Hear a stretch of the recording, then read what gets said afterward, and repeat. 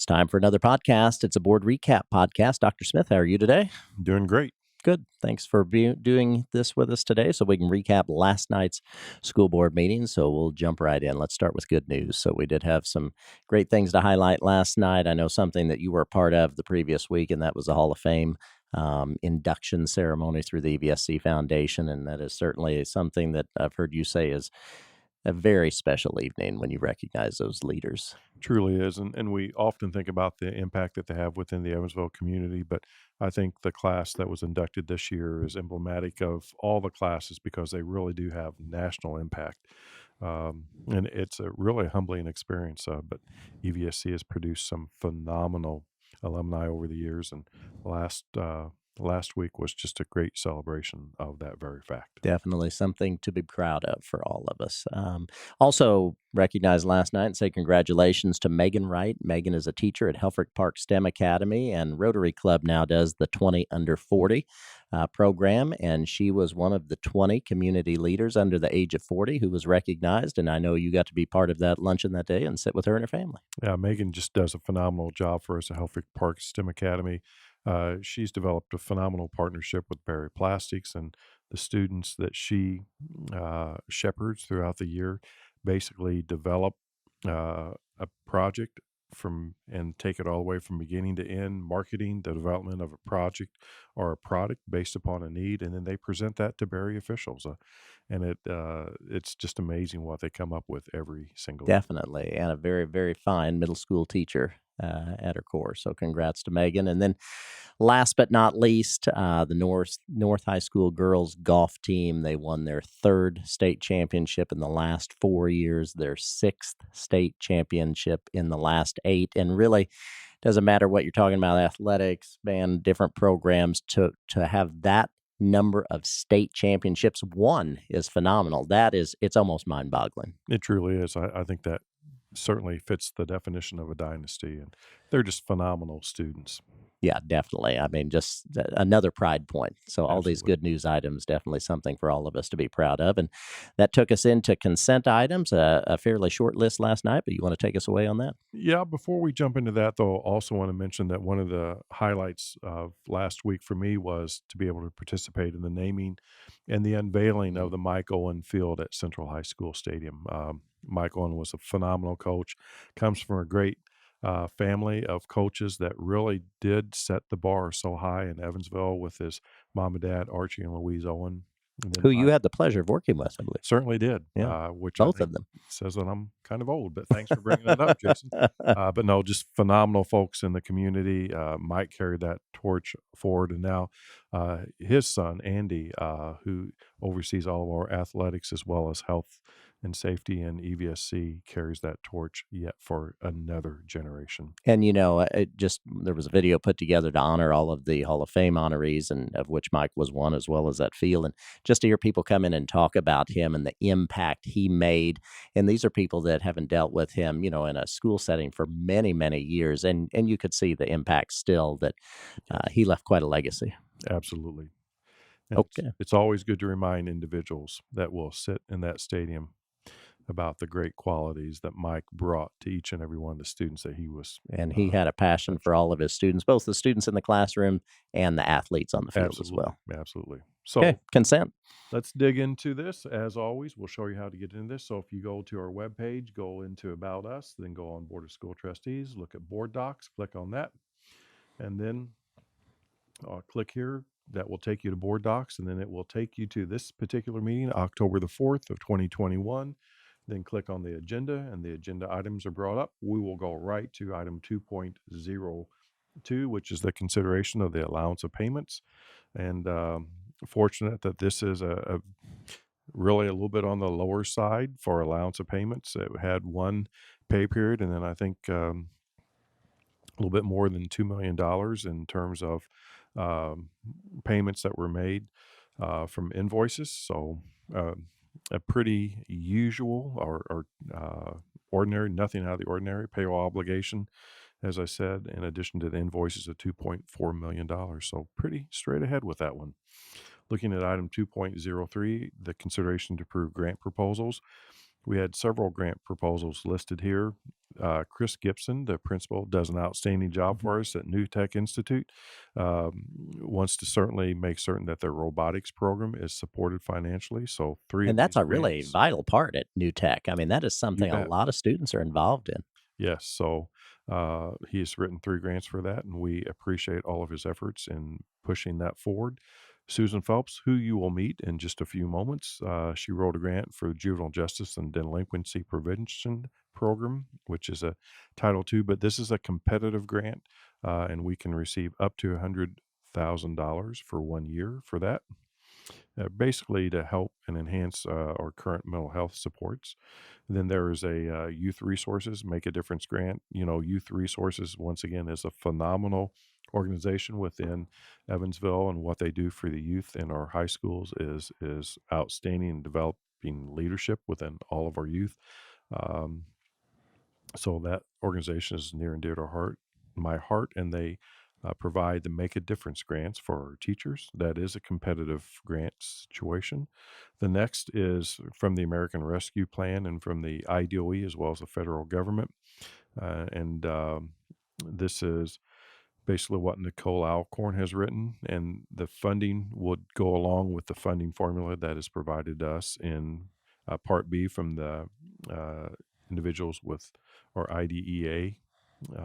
So that is a sizable amount of money that we hope we will utilize to the best possible advantage. And then finally, another grant opportunity came our way, once again through federal CARES money, and that is to help support early childhood in the Indiana as well as throughout the nation. So those are the grants that were under consideration. The board did vote to approve those grant proposals. And then finally, moving on to 2.04, which is the consideration to approve the renewal agreement with Oracle Elevator Company. And pleased that um, financial structure of this remains the same, no price increases, and we pay for this through our operations fund as they help us inspect as well as maintain the elevators that we have in many of our buildings. Then moving on then to personnel, item 3.01, and as I typically say, that information is there. You're welcome to click on those tabs if you would like to, and that will pull the information up. And then that brings us to item 4.01. And this was last night. We had a special guest come in and present, Patrick Jackson from the Early Learning Program Officer at Welborn Baptist Foundation. Really talked about their work in the world of early learning. And you can click on this and see the presentation. So maybe we don't need to go through that. But I think what stood out to me, Dr. Smith, and listening to him talk is, of course, speaking of the importance to a community of early learning, and that's something that we've believed in for many years, and we have continued to build really a robust early learning program because we know that it makes the difference, a significant difference for our youngest children. It absolutely does. We now invest over $1 million of our Title I funds into our early learning program. We also have our own We Care program, which runs from infants as young as 8 weeks old up to the 3 and 4 and 5 year old Hmm. kids in our pre K program, as well as toddlers. And that's for children of our employees. And we also are, uh, I think, a very big player in the On My Way pre K. Hmm. Um, That's a statewide program. yes, and Vanderbilt County was one of five communities that piloted that program many years ago. One of the things that I think was very telling to me, we have 13,000 young children in the age bracket for early childhood education, 13,000 in Vanderbilt County, and we have 9,716 that need the services of early learning opportunities, but yet it is woefully understaffed. I think we really have the need for about 4,500 additional seats for early learning. And Patrick did a great job of talking about the need as well as some of the challenges that we face not only in Vanderbilt County, but throughout the state, and I would say throughout the nation in terms of adequately funding that very important opportunity for kids to get off to a great start. Yeah, it seems like over the years, and you are definitely hearing more about it now, but there is still definitely plenty of work to be done that we know this does make a difference for students who come into kindergarten to set them on that path for kindergarten and first grade. If they've had those quality early learning experiences, we know their brains are just ready to absorb knowledge like a sponge, so to speak, during those youngest ages. So glad that we can be a part of this work. It is not work that's finished yet. Patrick, I know, spearheads a steering committee here locally. We've got representation on that as well, and a list of impressive players that are part of that committee as well to make sure that this is something that we can continue to focus on here in our local community. Well, and I would also want the audience to understand that it's because of philanthropists in Vanderbilt County that the state actually did decide to invest in statewide pre-K through the On My Way program. Certainly, Welborn Baptist Foundation played a huge role, but we have other major contributors in Vanderbilt County, and they were so important in making this push statewide. So, and as part of that component, certainly research of the efficacy of the programs within Vanderbilt County through ongoing longitudinal research to make certain that it really is a great investment. And we do know that it is. Definitely, definitely. And then that takes us to the information section of last night's meeting. We did not have any action items on the agenda for last night. So the first item, Chief of Staff Rick Cameron provided just a quick update on negotiations. I don't know, you want to just say something in general about those, because certainly that is something we're in the middle of right now. Certainly, we negotiate with Teamsters for 5 contracts, as well as the Evansville Teachers Association for a teacher contract. Pleased to report that we have tentative agreements for 4 of the 5 Teamster contracts. And the reason why it's not 5 of 5 is that we've not begun negotiations with the 5th contract with Teamsters. But out of those 4 tentative agreements, 2 of the employee groups have already voted for those contracts, and they voted in the affirmative. So we are pleased with that. And just want to echo what Rick said last night. Very collaborative effort on the part of EVSC as well as our Teamster employee groups and the Teamster leadership. So appreciate the willingness to sit down and work together. It has been a very good process. And also, we've had several sessions with our teachers and look forward to that culminating in a great agreement for our teachers also. Well, and definitely something we're all wanting to see move forward. I know I was asked after the meeting last night some more details about that, and even for those Teamster contracts that have been voted on now, we explained that until our board officially approves it, we really can't go into detail about that. But we are excited to share those details, hopefully at the coming board meeting. Yes, um, look and forward release to those sharing details. those details, but we certainly do respect the process. Definitely, definitely. And then that takes us to the next 2 items on information, David. And these are really very exciting. And because I think both of these, and we're going to have 2 special guests here with us, they're a real testament to what we have in place in the EVSC. They have the potential to really make a difference as we continue our work moving forward. But some things aren't going to happen if you don't have great programs and systems in place, and we've worked so hard to make that happen. And I think that's why these kind of evolved and took place for us. So we're going to bring in Susan Phelps. Susan is our Director of Neuroeducation. Susan, thank you for being with us today. Thank you. So you presented last night, Susan, with an update on the CareSource grant. So I'm just going to turn it over to you, and if you could just share with our audience, what type of grant is this? What will it mean for our students, for our schools, for our community? Well, first, it's a grant that we were able to very fortunately acquire through the foundation. And through our relationships within the community, we were able to become aware of this grant and apply for it. And it really does a couple things for us internally. There's really sort of 2 major strands to this grant. One is to continue to scale gain at the universal level, allowing for us to get self-regulation classrooms and self-regulation stations in our classrooms fully developed. So that's really critical so we can impact all of our schools. And then still within our schools, we're able to purchase an additional cell curriculum for our students that may have some targeted needs. Now, this is a curriculum that we really like, collaborative classroom. It aligns with GAIN. But if we have a school counselor that has a student that's bullying or is teasing others or is using some language that isn't appropriate in schools, they can do a small group. They have topics specific like that, and it just allows teachers to, or our guests to, or our counselors actually to pull them in and really target those specific needs. It's really providing additional Mhm. tools in the toolkit would be Yes, almost a way of it saying it. is. And what's nice is, again, collaborative classroom fully aligns with GAIN and how our students develop. So it's one of the curriculums that we really do like to make available to as many schools as possible. And So GAIN really being our overall approach to correct, education here in correct. EVSC. Yes, yes. And so how those skills develop is the part of collaborative classroom that we really like. And we've used it in a couple of locations, small groups last year, actually. And so I just liked it so well, we included it in this grant so we can provide to all students or all of our counselors in grades K through 8. It's not a curriculum that extends into high school. So, and then the second strand of the grant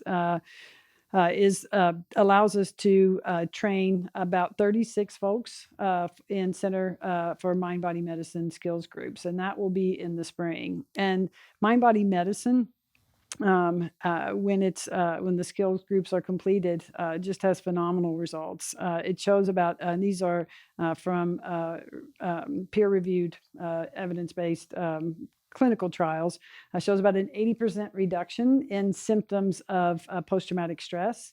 Also shows significant reduction in symptoms of depression, anxiety, anger, sleeplessness, and increases in positive mood. So we see this as a resource first for our adults. So the implementation process will really be to provide skills groups for our staff. It was one of the needs expressed in the survey around how we would utilize our ESSER funding. So we're really excited to begin that process of providing these additional resources for our staff. And then we'll extend the groups to our students and our community. And so that's really a long-term project. We've had 2 staff members that were just recently trained in the first skills group, and they'll go through a second advanced training in December. But this is a work that we've also been engaged in with our mental health collaborative, really to increase capacity for services for our students that may have experienced traumatic events. However, the other piece of it that is, I think, really beneficial to the community is it does improve in general just our overall coping skills, right? And increases resilience and agency. And those are evidence-based practices that mind body medicine utilizes around the world in order to prove the overall wellness of the community and to provide those additional resources for students and adults that have experienced trauma or even just the prolonged stress people have been under due to COVID. And I think that's one of the most interesting things as you were explaining that you use the word community several times because this is bigger than just a classroom or a student or a Correct. teacher. Correct. Yeah. What's really I think one of the assets of mind body medicine is you do not have to be a clinician in order to lead a skills group. In fact, they really want community members, non-clinician, non-counselors to participate and become certified as one of the practitioners that can lead these skills groups. And that will allow us to move into our community and address the wellness in areas where it may be difficult to reach. So as part of the grant, there'll be 2 workshops done virtually in the winter just to really help people understand what mind body medicine is. And then we'll do an in-person workshop next summer. So again, trying to open it up to as many educators as possible, but also community members as well. Dr. Smith, certainly exciting to hear EVSC taking on this role and showing just how we fit within this entire region. Yes, a lot of information there in a Yes. relatively short period of time. A couple points. First of all, I appreciate CareSource seeking us out. Yes. Yes. They did seek us out because of their knowledge of our desire and our efforts to educate the whole child, which one would think would be very common in the nation, but unfortunately it isn't. Typically, folks just concentrate on the academic end of things, thinking that if a student is deficient in math, we're just going to provide more math, thinking that that's going to benefit the student. And on one level, that makes sense. But I think if you understand that the vessel needs additional support, that then I think you understand, no, we really have to work with the entire child, the whole child. Um, so when we say great people matter, I think Susan is emblematic of what we mean by that. Yes, this is going to be an outstanding program, but it is because we have outstanding individuals, not just Susan, but everybody within her organization within EVSC. I think that would be point number one. Point number two that Susan mentioned was mental health collaborative. Well, to the casual listener, what is that? She's talking about the mental health collaborative for Greater Evansville, which is a group that we convened. Actually, I believe it is 5 years ago now this winter. And that group meets on a very regular basis. We knew back before anyone was talking about mental health how important of an aspect that was in one's overall health and wellness schema, if you will. So it we gathered together individuals in Vanderbilt County who focus on that work, major health. So St. Vincent, Deaconess, True we have experts. both universities involved. We have other mental health providers in Vanderbilt County. So how can we work together to make certain that we build up the community? That work's been going on now 5 years, many years before people understood and valued the importance of mental health in everyone. So I think those are just two very tangible examples of how EVSC is leading the way and how everyone in the community is a beneficiary when we all work together in a collaborative manner. So this award of nearly $300,000 is going to benefit everyone in the Evansville community. Definitely. Well said. Well, Susan, thank you for coming in and sharing this good news with us. I know the possibilities really are endless for how we can continue to provide necessary support and take this work to the next level. So thank you very much for sharing. Thanks for having me. So, Dr. Smith, and that takes us to another special guest we're going to have. We're going to bring in BJ Watts. BJ is the executive director of Opt-In, which was a program that we've created that really does work with our students and forming these successful partnerships with business. And it really speaks to just making sure that everyone is successful as they continue to get older and look to life after high school. And so BJ is going to come in and talk to us about a grant. And similar to Susan, this is something that we got because of the groundwork that we have in place. So as I just said, BJ, you are the executive director of Opt-In. So thank you for taking the time to stop by. Absolutely. Thanks for having me. So last night, you, along with David St. Clair from our Southern Indiana Career and Technical Center, you both were at the board meeting to provide an update because, and I want to make sure I get this right, we received an Ascend Indiana Youth Apprenticeship Grant. And I know, as I just said a second ago, a big part of this is all the work that we have done now. You've got your Opt-In shirt on, and we've really laid a lot of groundwork, a lot of great partnerships. So talk to us about what you shared with the board last night. Why is this important? Well, for us, I think I'll start with the reason that we were chosen, and that goes back to the groundwork that you said. Very, very few corporations have the ability to possess an opt-in, which works strictly with our business partners to develop these types of opportunities. And we also have the Southern Indiana Career and Technical Center, and this is a true partnership. David and I, a lot of this work was happening in silos, and once we started to, David and I meet once a week to discuss these things. So once we started getting together, it seemed like we were doing the work, but on parallel tracks. So once we kind of joined forces, it was nice to see. We were one of 3 across the state that was chosen to receive this grant to accelerate youth apprenticeship. And it's exciting. It's an opportunity that our students haven't had it's an opportunity for our students that hadn't existed yet. So it's nice to see those being created. And really, at the end of the day, this is all about ensuring that our kids are set up to be successful. And not that that hasn't always been a concern. It's a concern for all schools. But you don't just get there by saying it. You have to have systems and programs in place to provide support to these students once they leave our doors. The systems and the process is what impresses me most about youth apprenticeship. And like I said, when we started going through this is about an 18-month process to vet youth apprenticeship to see if it was a good fit for us, to see if it was a good fit for the state of Indiana and for the EVSC. And once we got there, as we're going through the requirements, David and I are in the same room, and it's, we have this ship 90% built, but it just wasn't formalized like it is now. And that's the process that this takes us through is really what I enjoy the most, because it is K-12 educators, higher ed, and industry all at the table at the same time saying, what skills, what competencies do we want our students to have and possess? And then we lay out those 30 standards, so to speak, in educator language. And those 30 standards, we say, okay, we can cover standards 1 through 15 in the classroom through our CTE instruction, but 16 through 30 you need to cover on the floor. And then those industry partners not only say, okay, we'll cover 16 through 30, but they assign that task to who's going to teach that and when it's going to be taught. So it really formalizes this entire education process. And one of the things that we talk about is blurring the lines between K-12, higher ed, and industry partners. And that's what this does. Like when our students leave our doors, they have an entry level point into a high wage, high demand job, but also they have a roadmap as to where they want to go to just like so they can progress throughout the career. Like I say this all the time. Getting our students a job is easy. We want them to get a career that doesn't end when they walk across our stage. We still have our hands around them and we still support them all the way through this process once they've graduated from the EVSC. Sure. And I think that's important. I don't want anyone to think that we are serving as an employment agency. That is not our role. We want students to be developed into lifelong learners. But I think what BJ Watt said is so important. It gets them there, but then it also builds really their capital so that they can continue to do whatever it is they choose to do.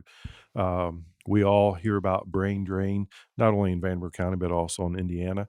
Well, there are so many phenomenal employers and so many phenomenal opportunities for our students in Vanderbilt County. We want to make certain that everyone understands that. So if they, through an apprenticeship opportunity, get tied into a company that they love, then the sky's the limit. All of these partnerships, BJ, correct me if I'm wrong, but they have basically tuition support for each and every one. So if you could talk about that just a little bit. All of our partners possess tuition reimbursement, which will allow our students to not only work, but also attend to finish that credential or finish that degree, that associate's degree, and in some cases, a bachelor degree these may end in. And our industry partners will pay for that education, that continued education, that higher education for our students, as long as they continue to work and produce for them in either their plant, the hospital, if it's an accounting firm, any of those, they all have to offer tuition reimbursement. So our students will leave with a career in hand and have zero debt, which is a great start in life. Not too bad a deal for the students, not. and works out really well for the business partners as well. And I mean, it is. It's that partnership. It's that relationship. It is. Like, well, they talk about the pendulum, and for so long, I may be biased here, but educators had done a lot of this work. And then we didn't want it to swim all the way to where we were going to dump everything onto the industry partners to do their work. Like it meets in the middle, and it is a 50-50 partnership. And that's what's so exciting.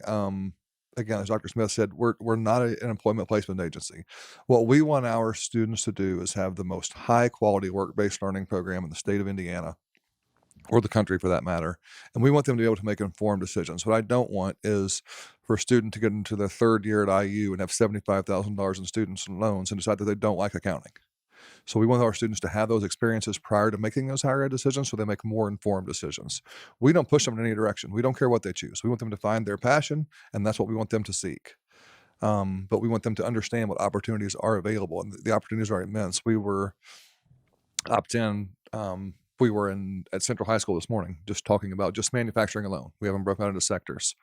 And we went through with about 30 students, and we have 9 emails since lunchtime about students that are excited about talking with a Berry Global or a Silgan or an AmeriQual.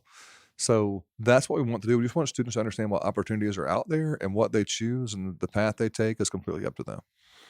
At the end of the day, it's about being successful, Absolutely. and that's what we're going to make happen. So, BJ, thank you very much for coming in. We appreciate you sharing this information with our school board last night. We appreciate you going through it for our audience today. Absolutely. Thank you. And David, as we get ready to wrap up here, and hearing both Susan Phelps, BJ Watts, when you think about, as a veteran superintendent, when you think and know the relationships we have with partners and within this community, it has to be something you're very proud of. It truly is. And I've said before, while this is the only community in which I've lived, I love the Evansville community, this region, because we do work in a collaborative manner. And while we are not an employment agency, we are an opportunity agency. And we want to make certain that our students, when they graduate from EVSC, are poised to be successful in whatever venture they choose. We don't want any of their opportunities to be limited because they didn't have opportunities within our walls. Well, let's see. In today's Board Recap podcast, we've talked about Hall of Famers, we've talked about state champions, we've talked about early learning, we've talked about mental health, and we've talked about setting students up for success after high school. I think that's a pretty full podcast recap. I think so. Okay. What a great community. Thank you, Dr. Smith, for taking the time to share. We'll be back again in 2 weeks with another recap podcast. Thank you.